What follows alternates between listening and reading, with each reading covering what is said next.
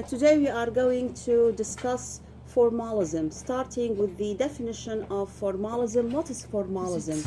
Formalism, it is a literary school of criticism, and it is a literary theory that focus upon the form, the literariness, the poetics, the being of the text. Let me stop at the word being. Will you please write down the following words? Meaning and being. Try to compare these two words, meaning and being. What do I mean by meaning and being? Write it down and try to examine these two words, meaning and being. What is meaning? Yes, what is meaning and what is being? What do you think?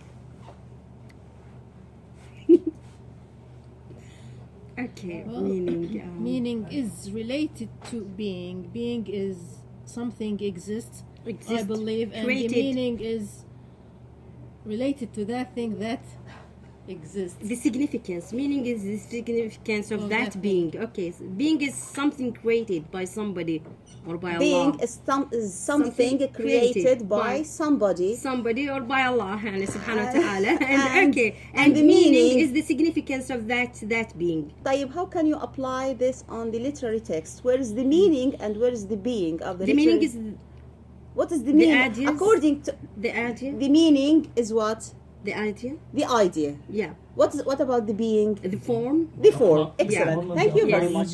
Yeah. Thank you very much. شاطرة حطي لي Yes, عشرة. the meaning, it is the idea, the content, the historical background, the biographical background, the ideology, the discourse implemented in the text. But the being, it is the structure, it is the language, it is the technique, it is the form, it is the poetics. Okay, so according to formalism, the focus is upon the form, upon the literary devices that do what? Literary devices, how literary devices produce aesthetic effects. This is formalism. Formalism looks at the organic unity of the text to explore what is deemed as literary. So the focus is upon the poetics, as I have told you, upon the form, the structure. That's why it is said that Russian formalism and new criticism, they were influenced by Ferdinand de Saussure. He is a linguistics theorist. He focuses upon the language, he focuses upon the structure, he focuses upon, or he identifies two important concepts, that is the signifier and the signified. Okay? Now, formalism is divided into two important schools. We have two schools of formalism.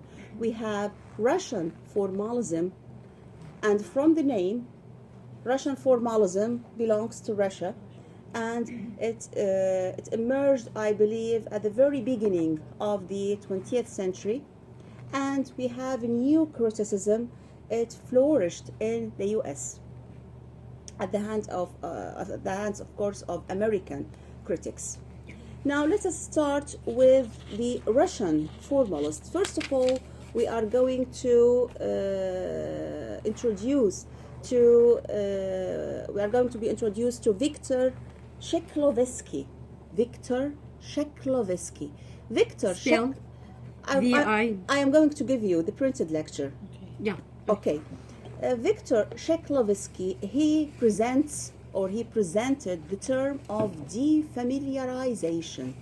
He presents the term of defamiliarization. What is defamiliarization?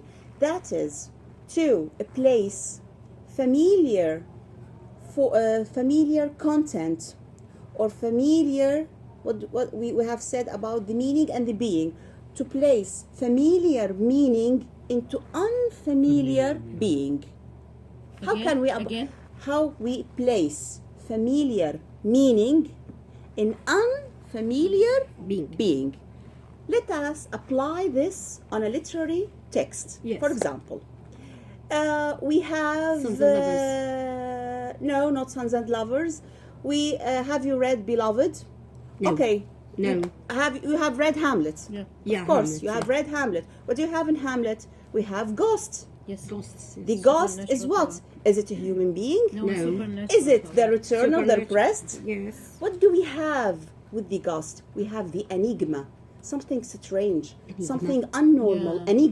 Enigma, Yes. something Ambiguous. strange, something ambiguous. We do not know from a psychological perspective whether this ghost is the return of the oppressed, whether it is the unconscious of Hamlet, whether it is a ghost with real blood and real flesh. So there is something mysterious about